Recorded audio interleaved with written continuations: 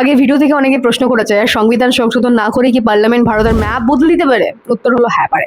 তবে ক্ষমতাটা আর্টিকেল 4 একা দেয় না, আসল প্রতিক্রিয়াটা রয়েছে আর্টিকেল 3-তে। ধরুন একটি রাজ্য ভেঙে নতুন রাজ্য তৈরি হলো, তখন শুধু ম্যাপে একটি নতুন রেখা টানলেই কাজ শেষ হয় না। নতুন রাজ্যের নাম কনস্টিটিউশনের ফার্স্ট শিডিউলে যোগ করতে হবে, রাজ্যসভার আসল বন্টন করতে হবে, আবার প্রশাসন ও প্রতিনিধিত্ব নিয়েও নতুন ব্যবস্থা করতে হয়।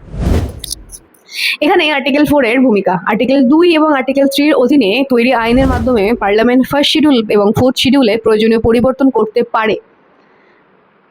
সবচেয়ে অবাক করার বিষয় হলো এই পরিবর্তনগুলোকে আর্টিকেল 368 এর অধীনে কনস্টিটিউশন অ্যামেন্ডমেন্ট হিসেবে গণ্য করা হয় না।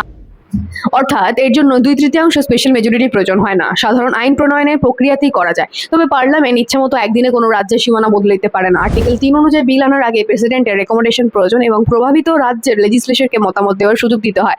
কিন্তু এখানে অনেকে ভুল ধারণা, রাজ্যের সম্মতি বাধ্যতামূলক নয়, পার্লামেন্ট সেই মতামত মানতে সাংবিধানিকভাবে বাধ্যও নয়। তেলেঙ্গানা গঠনের সময় অন্ধ্রপ্রদেশ রেকগনিশন অ্যাক্ট এর মাধ্যমে এমন সাংবিধানিক ব্যবস্থা ব্যবহার করা হয়েছিল।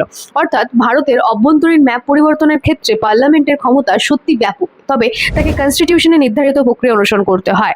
এই রকম আরো লিগ্যাল কন্টেন্ট পেতে চ্যানেলটি অবশ্যই সাবস্ক্রাইব এবং পেজটি অবশ্যই ফলো করে রাখবেন।